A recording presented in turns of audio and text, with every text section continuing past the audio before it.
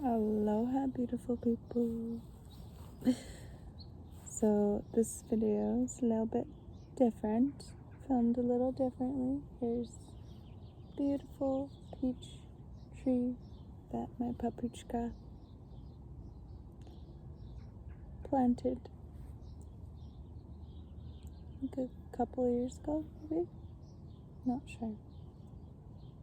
Anyhow, this video is a little bit of a follow-up of my last video, if you watched it, on why women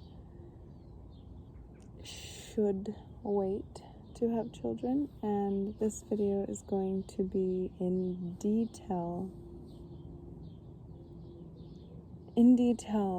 what this is and why, and the absolutely most profound video that I have ever created. Ever. That is truly from my heart to yours. And with that being said, I shall start because it is going to be a bit of a lengthy one. This is book 6 from The Ringing Cedars, and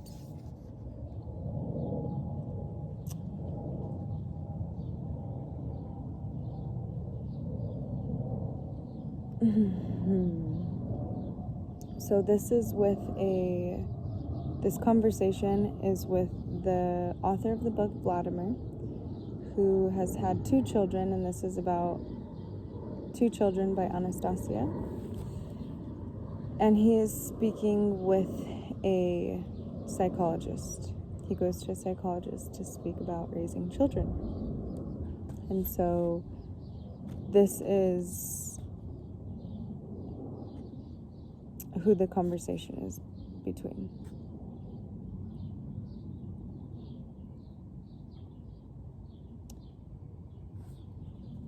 So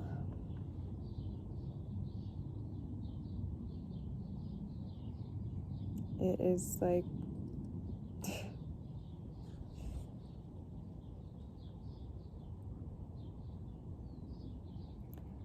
the information she gives you, even during those brief moments, as you say.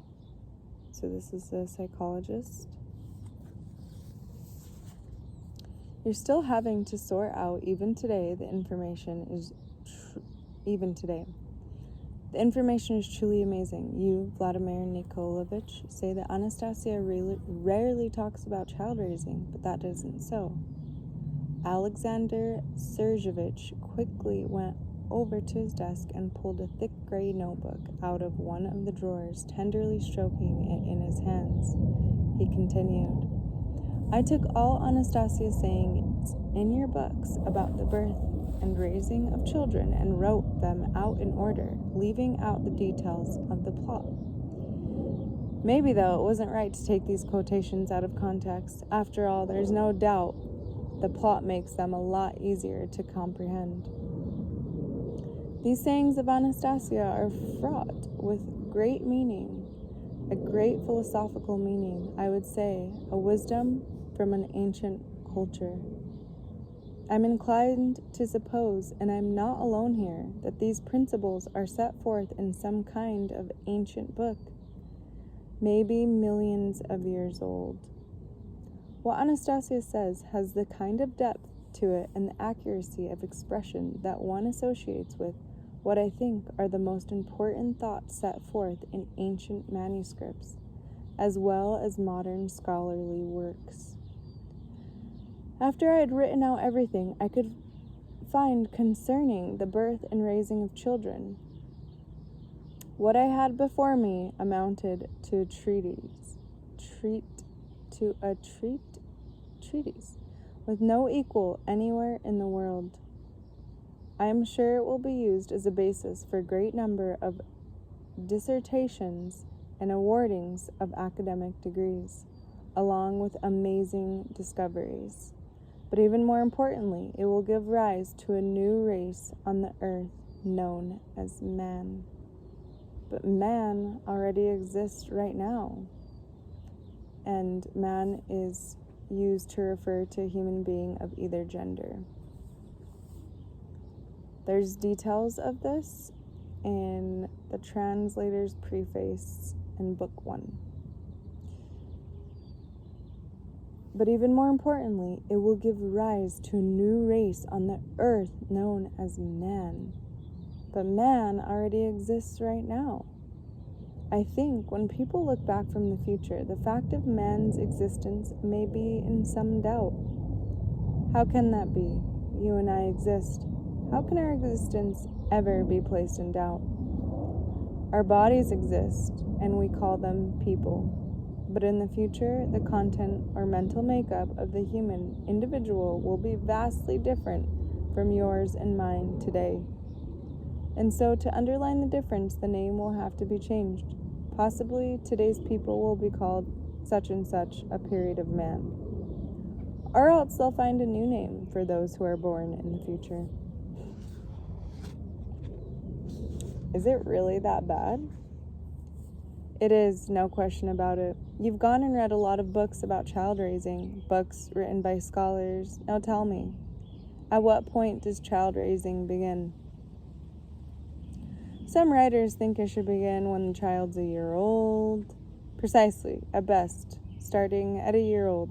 But Anastasia showed you how man is formed even before. I know you're thinking in the mother's womb, but she showed the parents can form their future offspring even before the sperm and the egg get together.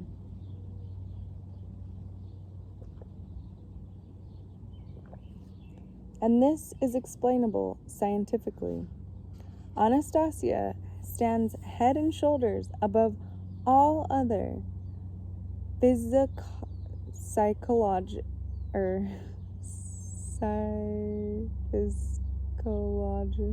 Oh my gosh, you guys, brain part.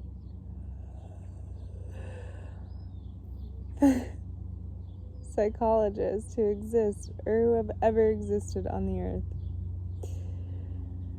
Her sayings are potent. They cover all stages of the development and the raising of the child. The pre-conceptual, the conceptual, the fetal stage, and so forth. She covers topics which neither wise men of the past nor contemporary scholars have been able to grasp hold of.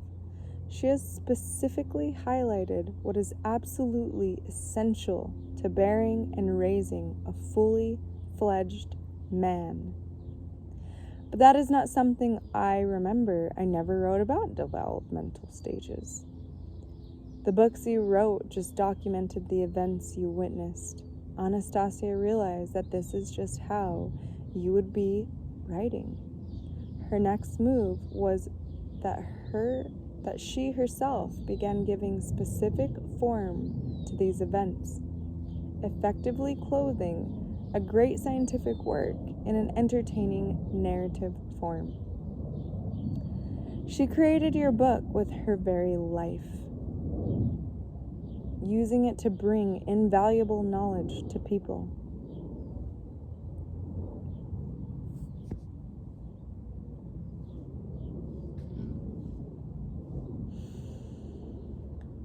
Most readers feel this intuitively. Many are ecstatic over the books, but they are unable to fully make sense of the cause of their excitement. They are absorbing information they never knew about before, on a subconscious level, but it can be taken in consciously too. I'll prove it to you. Look, here before you is this transcript of Anastasia's sayings about the birth of a man. My colleague and I have gone over them very carefully and noted down our comments.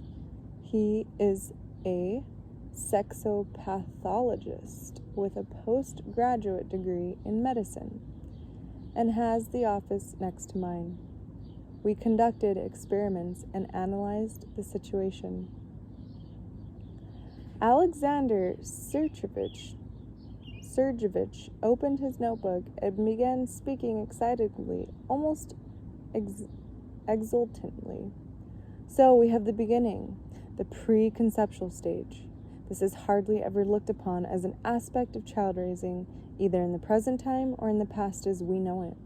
But it is quite clear today that at some point on the earth, or somewhere in the limitless expanses of the universe, there existed or still exists a culture in which the relationships between men and women were immeasurably more perfected than our own, and that the preconceptual stage was an important component, perhaps the basic component, in the upbringing of man. Following the cultural traditions of civilizations hitherto unknown to us, Anastasia carries out specific preparatory steps before conceiving a child. First, she dulls your sexual appetite. This is quite evident to me as a psychologist from the events described in your first book. Let me remind you of the order in which these events took place. During a rest stop on your trek through the taiga, you drink some cognac and have a bite to eat, but Anastasia does not respond to your offer of food and alcohol. She takes off her outer clothing and lies down on the grass. You are awed by her natural beauty, and you are aroused by a natural desire to possess this beautiful womanly body. Driven by a sexual impulse, you attempt to penetrate her, you touch her body, and then you lose consciousness. We shan't go into the details of just how she manages to make you lose consciousness. The important thing as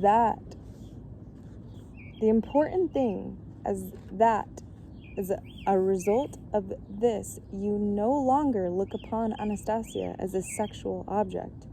And you yourself mentioned this. I wrote down your words. I had no thought of wanting to possess her. Yes, you're right. After the incident at the rest stop, I had no further sexual desires in regard to Anastasia. Now, the second event, conception. You tell about the proper way to conceive a child.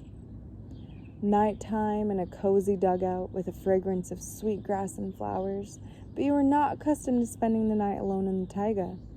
As you ask Anastasia to lie down beside you, you already realize that if she is with you, nothing bad will happen. She lies down beside you. So it turns out that in this intimate situation, you find this most beautiful young womanly body right next to yours, a body which has the added attraction of being radiant with health. Unlike most women's bodies you have known before, this one actually luxuriates in health. You sense the fragrance of Anastasia's breath, yet at the same time you feel no sexual inclination. It has been expelled from you. The space it occupied has been cleansed to make way for another mental state, an aspiration to ensure the continuation of the family line. You are thinking about a son that doesn't yet exist. This is what you wrote in your book. It would be good if my son could be born by Anastasia. She is so healthy. That means my son will be healthy and good looking too. You involuntarily place your hand on Anastasia's breast and start caressing it, but not with the same caresses as before. This time, they are not sexual. It is as though you are caressing your son. Then you write about the touch of the lips, about Anastasia's gentle breathing, and then a complete lack of any kind of details. Then you jump to describing the following morning, your excellent mood, and the feeling that an extraordinary feat has been performed. I wouldn't be surprised if your publishers tried to persuade you to describe that night in great detail to increase the book's popularity. Yes, they actually did try to do this several times. But still, you do not describe that night in any subsequent editions of your book. Why? Because... Stop! Please, don't go on. I want to see if my own conclusions are correct. You did not describe the sexual details of that night because you simply didn't remember anything after touching Anastasia's lips. You're right, to this day I can't remember anything about it, except for the unusual sensation the following morning. What I'm going to say to you now, you may find incredible. On that marvelous night you spent with Anastasia, absolutely no sex took place. No sex? But what about my son? I saw him with my own eyes.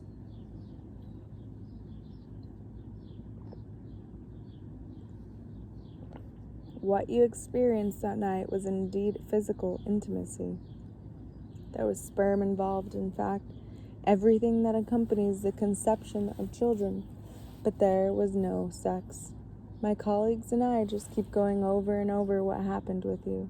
Just like me, they too concluded that you did not have sex with Anastasia. You see, the word sex in our time implies the satisfaction of fleshy needs, the aspiration for the pleasure of fleshy gratification. But in the context of the events of that night in the taiga, the particular motivation was lacking. In other words, you were not aiming to achieve sexual satisfaction. This time your aim was quite different, namely, a child. Consequently, even the name of that event must be different. It's not just a question of terminology here. We are talking about a fundamentally different way of giving birth to man. I'll say it again. This is a fundamentally different way of giving birth to man. This is not an abstract statement. It is easily provable by means of scientific comparisons. Judge for yourself. No psychologist or physiologist today would deny the influence of external mental factors on the formation of the fetus in the mother's womb. Among other factors, a major one, and frequently the dominant one, is the man's attitude toward the mother-to-be. Similarly, we cannot deny that a man's thought about a woman at the moment of their sexual intimacy has an unmistakable influence on the formation of the future individual. In one instance, he is thinking of her as an object of sexual gratification. In the other, he looks upon her as a co-creator. The result will naturally be different. It is possible that the child born under such circumstances will be just as strikingly different intellectually from contemporary man, as contemporary man is different from the ape. Sex and the pleasure associated with it during the moment of co-creation is not an end in itself, but merely a means to an end. Other mental energies will govern the couple's bodies. Affirmations. And the child's psyche will be formed quite differently. Here's the first rule following from what I have said. A female desiring to bear a fully fledged man and create a solid and happy family must be able to capture the moment at which the male wishes to join with her for the purpose of giving birth to a man, cherishes the image of their child-to-be, and desires its birth. Under these conditions, the man and the woman achieve a mental state which allows them to obtain the highest possible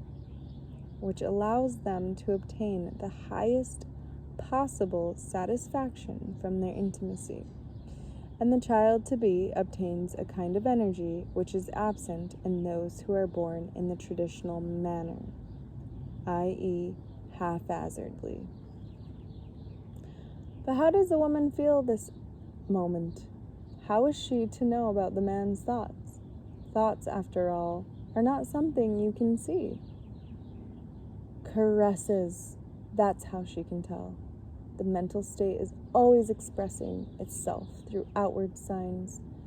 Joy is shown in the smiles and laughter, sorrow in a telltale expression of the eyes, position of the body, etc.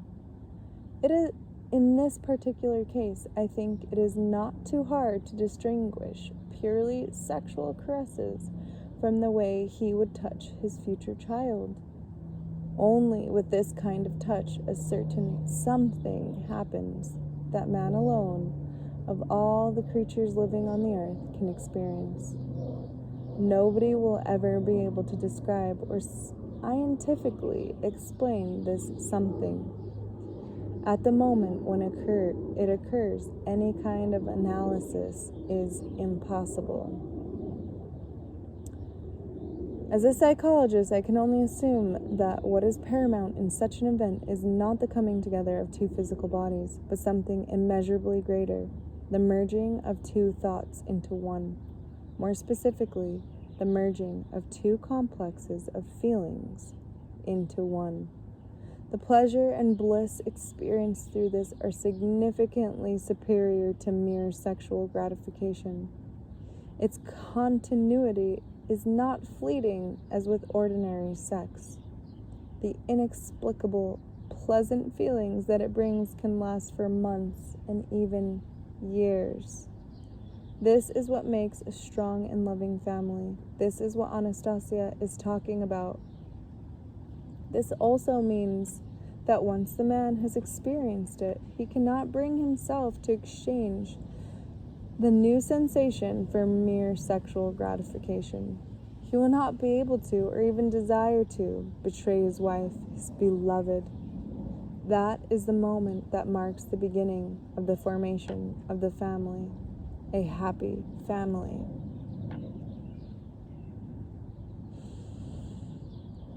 A happy family. There is a saying that marriages are made in heaven. The saying is quite true in respect to this particular case. Judge for yourself. What is generally considered today to attest a heavenly marriage? A scrap of paper issued by the Civil Records Office, or all sorts of church rituals. Funny, isn't it? Funny, yet at the same time sad. Anastasia is quite right when she says that a marriage made in heaven can only be affirmed by the couple's extraordinarily splendid mental state, which leads to the birth of a new and fully fledged man. And I might add, the majority of children born today are born out of wedlock. And now, I'd like to read to you some comments made by my colleague, the sexopathologist. The mutual sexual relations between a man and a woman, as described in the book Anastasia, bring out a whole new meaning of sex. All currently existing textbooks on the subjects, beginning with those of ancient India and Greece, right up to our contemporary treaties, may be seen as naive and ridiculous in comparison to the significance of what Anastasia has to say. All the research described in all known works on sex, both ancient and modern, is focused solely on discovering various body positions, caressing techniques, and sexual aids. But people have different physiological and psychological abilities and capabilities. For any given individual, there may be just a single most effective and acceptable position and just one particular sex aid that will match his character and temperament. One would be hard to find anywhere in the world a specialist capable of pinpointing with any degree of accuracy the most appropriate technique out of the thousands of possibilities in the case of a particular individual.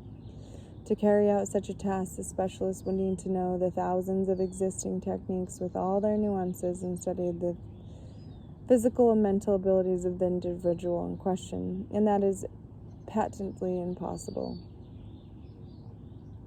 Evidence that the question raised in regard to men and women's sexual relations have not been solved by modern science may be seen in the ever-increasing loss of potency on the part of majority of men and women in today's societies. There is a growing number of sexually dissatisfied family couples, but this joyless picture can be changed. Anastasia has shown that there exists in nature some kind of mechanism, some kind of higher power capable of solving a seemingly insoluble problem in an instant. Through a couple's, a man and a woman's, specific mental state, this mechanism or power will help them find the conditions and techniques of sexual intercourse appropriate solely to them. Undoubtedly, the pleasure experienced in this particular case will achieve the highest level attainable. It is quite possible that the man and woman who have experienced such satisfaction will maintain their conjugal fidelity forever, quite independently of the dictates of laws and rituals.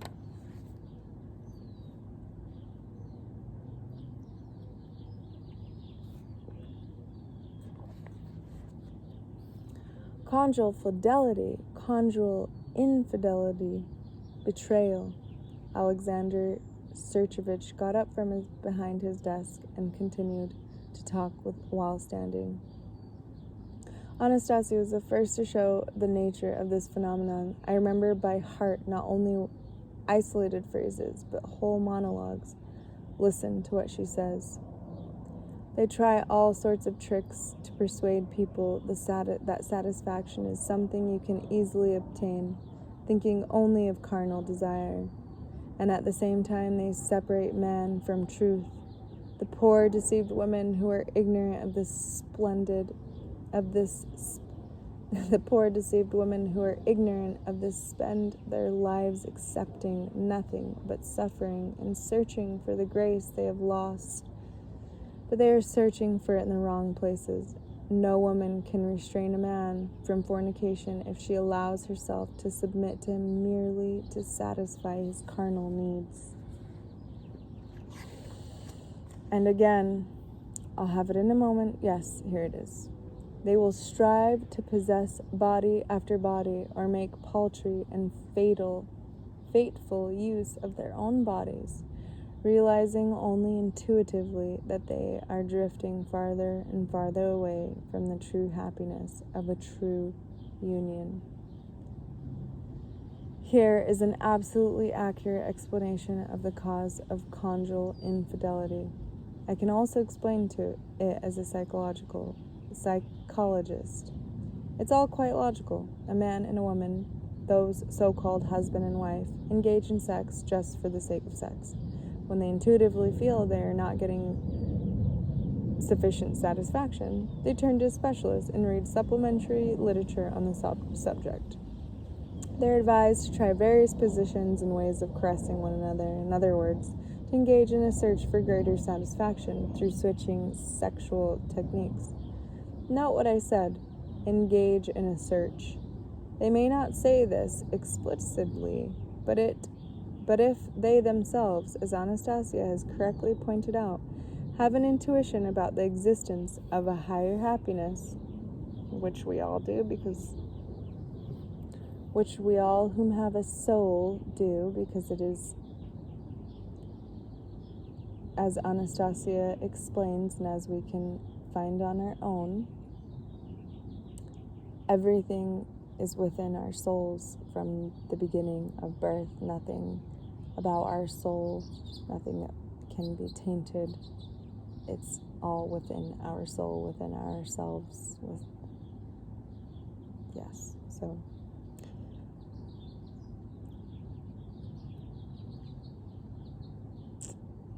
if they have an intuition,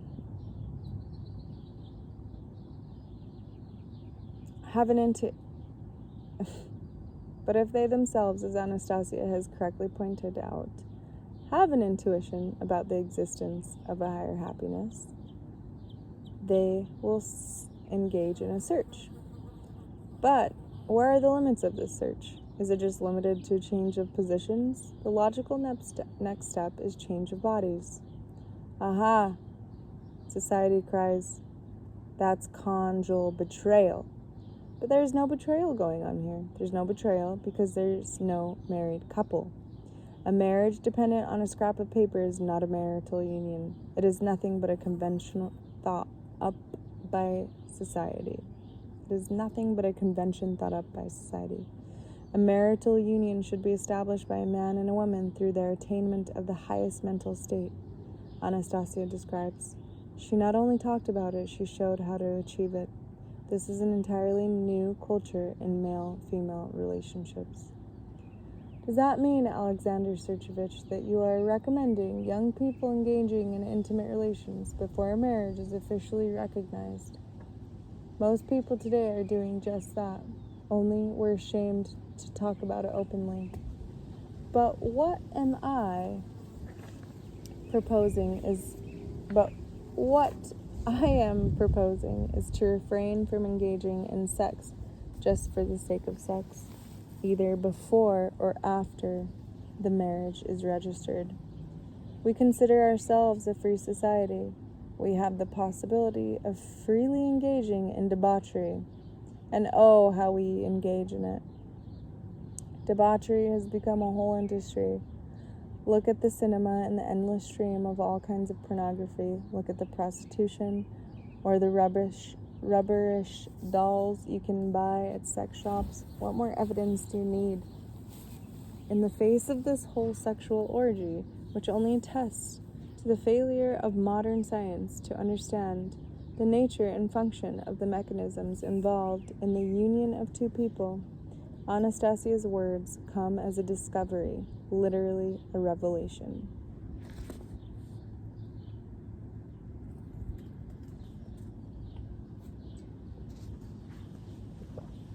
As a psychologist, I've been able to appreciate the grandness of Anastasia's discovery. She has brought to light a whole new culture in male-female relationships. The primary role in them is taken on by the woman. Anastasia has succeeded in bringing you, too, to the understanding of this culture. She has been able to do this using intuitively perhaps the knowledge of some kind of ancient civilization. But or rather my colleague, he has proved it in practice. He has proved that even a man can. He's a sexopathologist. He and I have worked together to analyze Anastasia's sayings. He was the first to talk about the new culture in relationships that has been unknown up to now. He was especially struck by this saying. You should remember it. She said, what individual would want to come into the world as a result of carnal pleasures alone? We would all like to be created under a great impulse of love, the aspiration to creation itself, and not simply come into the world as a result of someone's carnal pleasure. But that is precisely how our children have come into the world, as the result of carnal pleasure. My wife and I wanted a child, so we had sex. I don't even know which day it was my wife conceived. It wasn't until after she became pregnant that we started thinking more specifically about the child. But Anastasia says that a particular mental state and aspiration is required right at the very moment preceding intimacy. Anyway, my colleague no doubt got more out of those sayings of hers than I, or he felt more. He wanted to experience this mental state. He wanted them to have a child, a son. My colleague is already past 40, and his wife is 2 years younger than he. They have 2 children. He himself admitted that they have rarely had any sex these past few years, but he began talking with his wife about a child. At first, she was quite surprised at his desire. She said it was too late for her to bear children, but her attitude toward her husband took a turn for the better. He gave her the book with Anastasia's sayings to read, and now the woman herself would start a conversation. No, about her desire to have a child, but about how true the sayings in the book were. And then one night my colleague began caressing his wife, only not thinking about sex, but about their future son. He probably managed to do the same thing you did. The only difference is that you were led to that point by Anastasia, while he achieved it all on his own. Whether it just happened that way or not, it's hard to say. But he managed to achieve, in all probability, precisely the mental state you experienced. His wife responded with the same kind of caresses.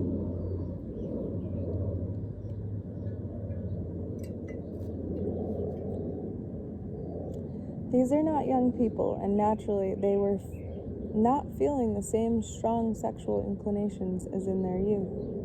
Their thoughts about their future children no doubt pushed any concerns about sexual techniques into the background. As a result, that something happened. Neither my colleague nor his wife could remember any details of their intimacy. Just like you, they don't remember anything, but as you did, they talk about the unforgettable and marvelous sensations they experienced the next morning. My colleague tells me that he has never felt anything like that in his life from intimacy, either with his wife or with any other woman, and believe me, there were quite a few of those. His 40-year-old wife is now pregnant in her 7th month, but that's not the main thing. The main thing is that his wife has fallen in love. With whom? With her husband, my dear Vladimir Nikolaevich. Just imagine, here's this woman who used to be rather irritable and nagging, now coming to our clinic and waiting for her husband to finish work. She sits in the reception room and waits like a young girl newly in love. I have often caught the expression on her face out of the corner of my eye. It too has changed, and a barely noticeable hidden smile is now evident. I've known this family quite some time, about 8 years. This plump, depressed woman has suddenly become 10 years younger, and she's beautiful in spite of her all too obvious pregnancy. What about your colleague's attitude towards his wife? Has it changed too, or has it remained the same? He's changed too. He's completely given up drinking, even though he didn't really have a serious problem with it before. He stopped smoking. He and his wife have a new favorite pastime, painting. Painting? What do they paint? They paint their future family domain, the kind Anastasia talks about. They want to get a piece of land and build on it. Wrong word, not to build a house, but to lay the foundation for a future corner paradise for their children to be. You said children to be? Exactly.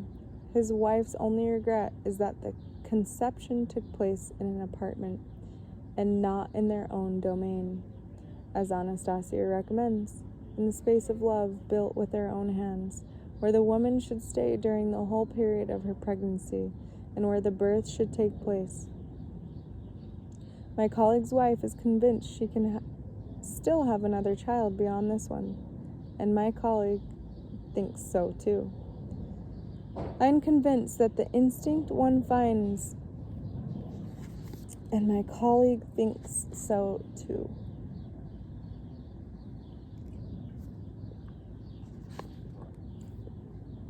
I'm convinced that the instinct one finds among animals to perpetuate the species differs from the human condition in the fact that the animal's mating is governed only by the call of nature. When man engages in so-called sex, he is merely imitating the animals. A child brought into the world as a result of this process is half man, half animal. A true man can be born only when the energies and feelings inherent in man alone are involved.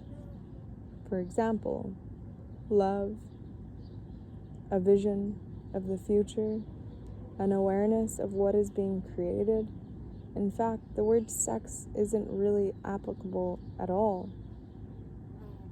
It only trivializes the event taking place.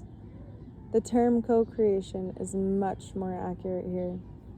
When a man and a woman achieve the mental state where co-creation takes place, it is at that point that they enter into a marriage made in heaven.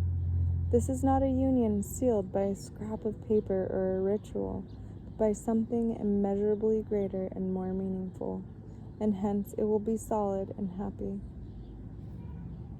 And you mustn't think that only young people can enter into a union like this. The example of my colleague shows that it is available to people of all ages. Such a union is possible only on the condition that they themselves are able to comprehend the significance of what Anastasia has set forth. So what does all this mean? I asked.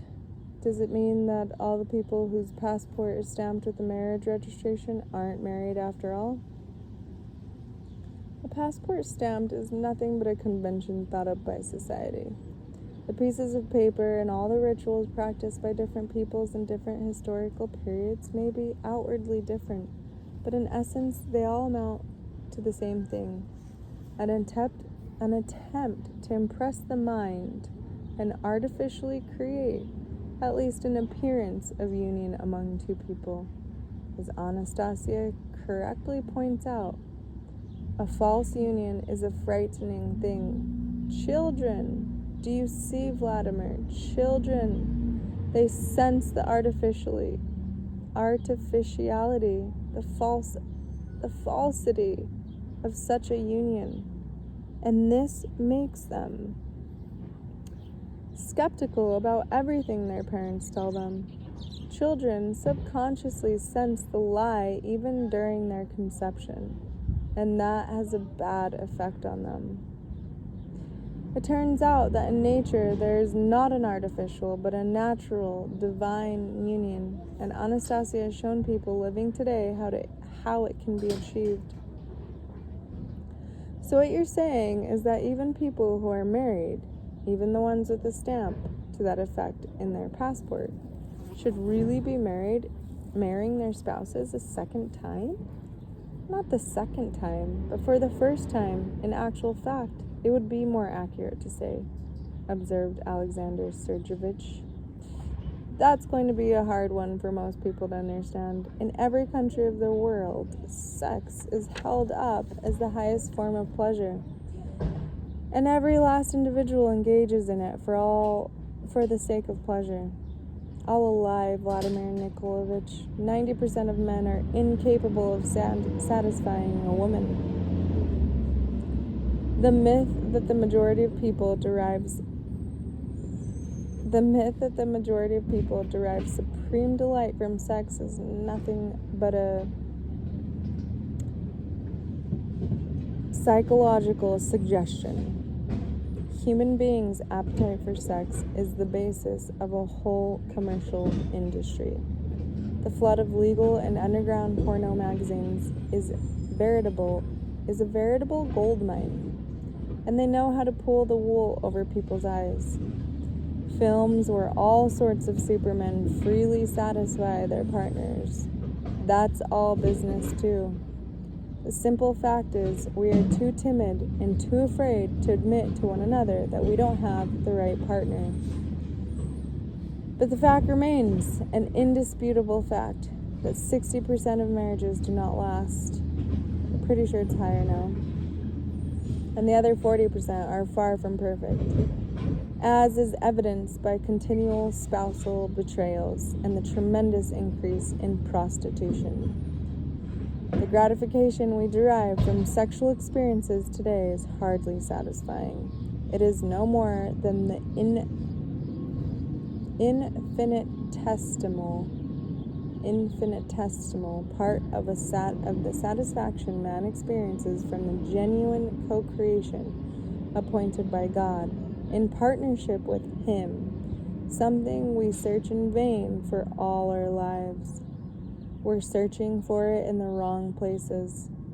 The truth of this saying is indisputably borne out in our very lives.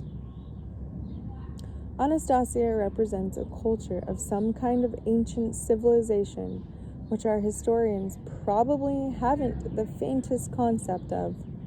She completely destroys prevailing stereotypes. Just how perfect this culture was can be seen by considering how it dealt with pregnant women, who upon conception were expected to stay in the same place for 9 months and give birth there. How important is this? The advantage of this policy can be corroborated by information from modern science and comparative analysis. The place where the mother conceives and carries her child to be is termed a domain. In this domain, a man and a woman have established a garden with their own hands, a garden containing all sorts of plants. Physiologists recognize the importance of proper nourishment for pregnant women. This has been written up in dozens of scientific and popular publications. But what of it? Is it necessary for every pregnant woman to study these? Just forget about everything else and set about studying the literature on the subject? That would be rather hard to swallow.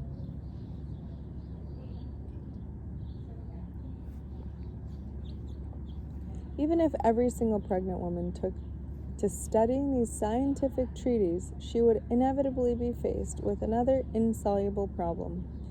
Where could she obtain the products recommended? Let's suppose a couple had unlimited funds at their disposal and could buy whatever they liked. An illusion. No money will or ever can buy what a pregnant woman desires, and right at the moment she desires it. I'm thinking, for example, an apple of the quality of a woman can pick in her own garden and eat on the spot. Then there are the psychological considerations, which are no less important than physiological.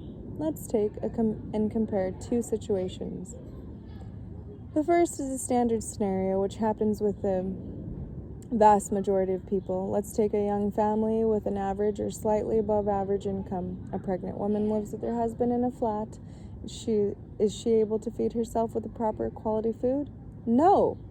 Modern supermarkets, even those with upscale prices, are not unable to offer us good quality food. Tinned or frozen foods are not something natural for man.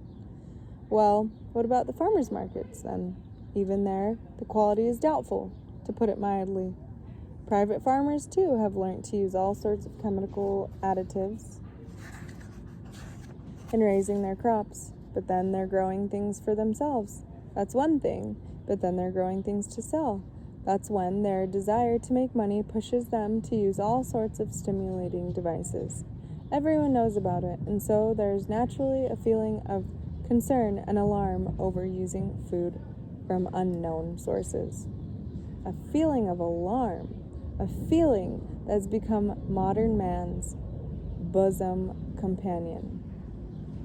Pregnant women today are overwhelmed with an endless flood of information about constant social cataclysms and ecological disasters. Both her consciousness and subconscious become home to an ever-increasing fear over the future of her child-to-be. Where can we possibly find anything positive to counteract it?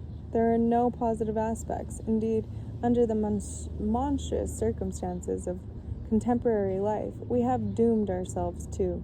There cannot be. Even in a comfortably appointed apartment, we get used to our surroundings, and they cease to delight our eye with anything new. We also get used to everything in our apartment aging and breaking, even as we are accustomed to our tap water being undrinkable.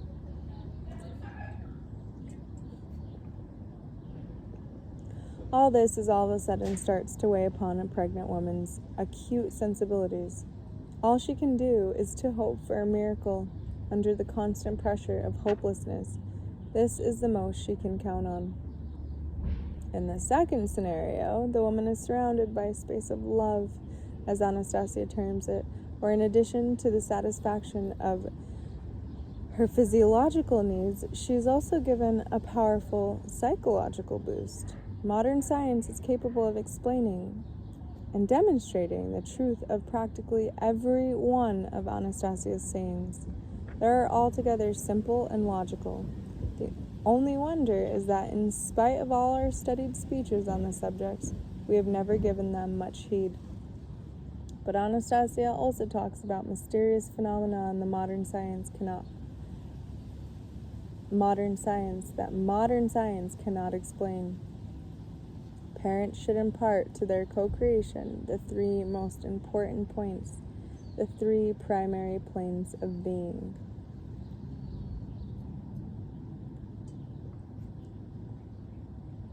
Parents should impart to their co-creation child the three most important points, the three primary planes of being. She further says that for all three planes of being to merge into one in one spot, namely, in one's family domain, the following must occur. The thoughts of two in love will merge into one. Here's the first point. It is called parental thought. The second point, or rather yet, another human plane will be born, and light a new star in the heavens, when two bodies merge into one. Merge in love and with thoughts of a splendid creation. And the third point, a new plane of being should come about in that space. Right there, on the spot where the conception occurred, the birth should take place. And the Father should stay close around. And the great all-loving Father will raise, over the three of them, a crown.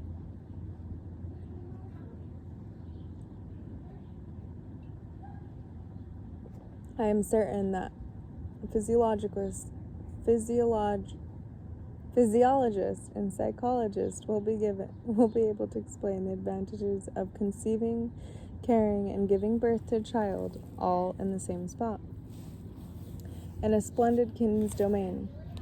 But Anastasia talks about something even greater. She says that in such a case, the individual who is born experiences a complete connection with the universe. Why? How does it happen? How important is this approach to a child's birth for his future as a man? Scholars today can only guess. I tried juxtaposing what Anastasia said with the prognostications of her horoscopes that are popular today. The question naturally arose: which of the 3 points Anastasia mentions is the most important constituent of a man's birth? The thought, the physiological conception, or the emergence of the infant from the mother's womb? It is generally accepted today that one's birthday is defined by the moment of emergence from the mother's womb. That is what horoscopes are based on. But science has already determined the fetus. Even before it has emerged from the womb is alive, it has feelings. And if that is so, then the man already exists. He is already born. He can move. The mother can feel the push of his little legs and arms. Perhaps, then, it would be more accurate to calculate a man's birthday from the moment the sperm fertilizes the egg. Certainly, from the physiological point of view, this could be considered the most accurate defining moment of somebody's birth, but the meeting of the sperm and the egg is still not a cause. It is an effect. It is preceded by the couple's thoughts. Could it be that these thoughts define one's birthday? Of the 3 moments we have mentioned, it is generally accepted today that one's birthday is the moment of emergence into the world. Tomorrow, though, the calculation could be different. According to Anastasia's theory, man's birthday is the point where these 3 moments merge into one. And here may be seen her irrefutable logic. But we, and here I am referring to religious teachings as well as modern science, are afraid even to mention this. Well, what is there to be afraid of? I queried.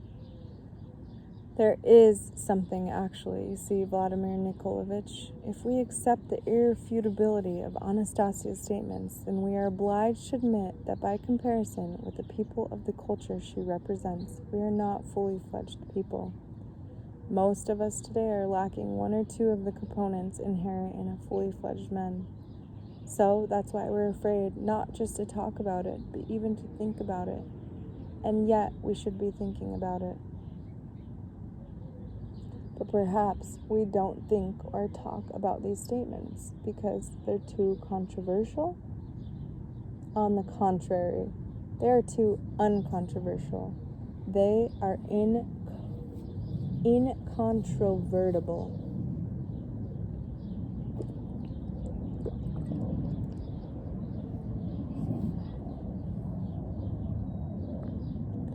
First, think about this.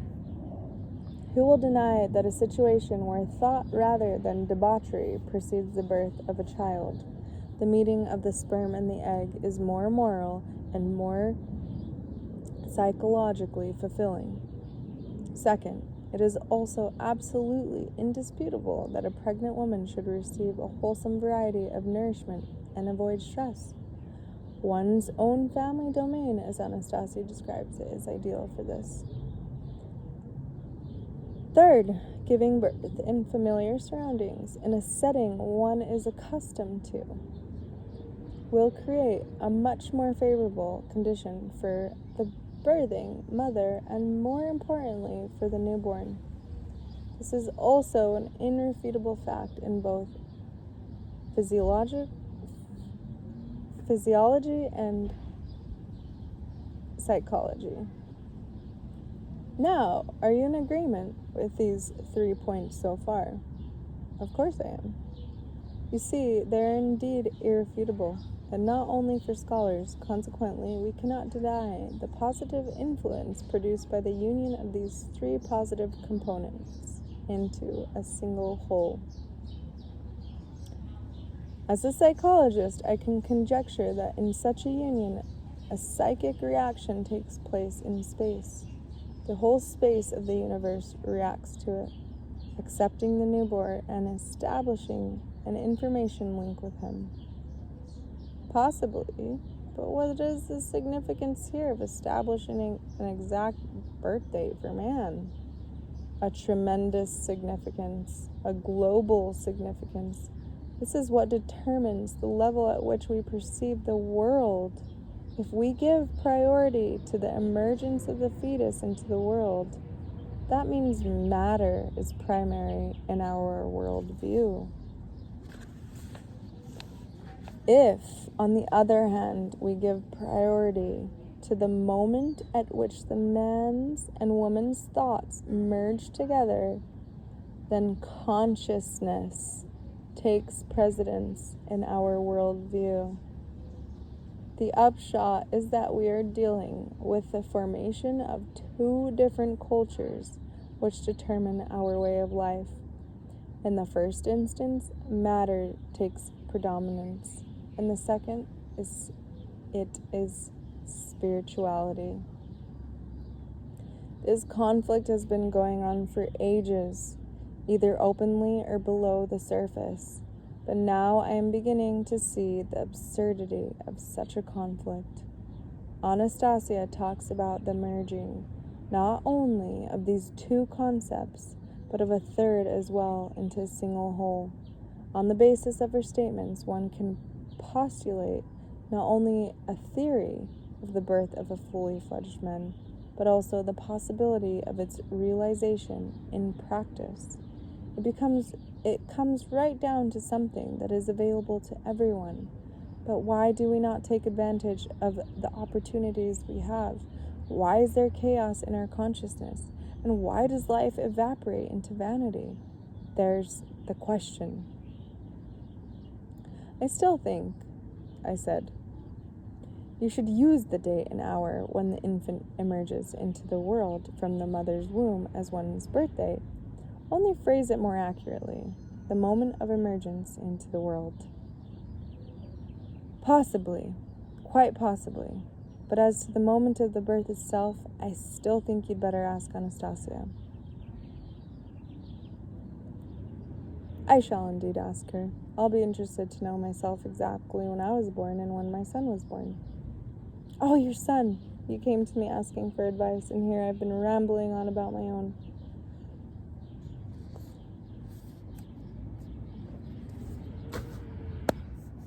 So I shall leave you with that.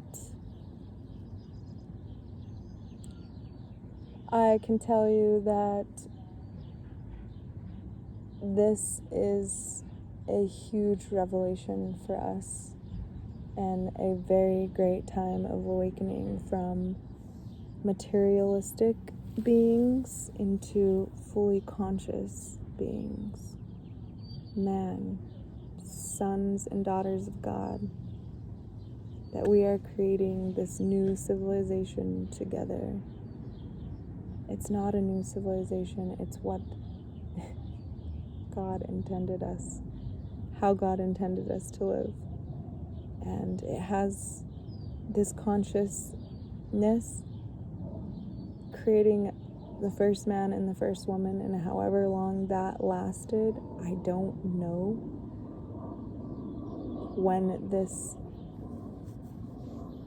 When we fell in consciousness and started to make the material world more important than our true selves,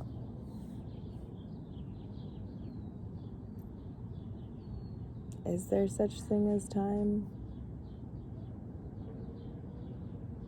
What matters now is we have an answer. So if this touched your heart at any depth, if you're still listening to this, I'm sure it did.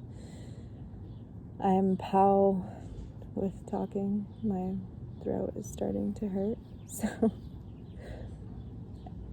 I love you. Many blessings, and may the great abundance and realizations come to you and through you. If you have not gotten the rest of the books and read these books,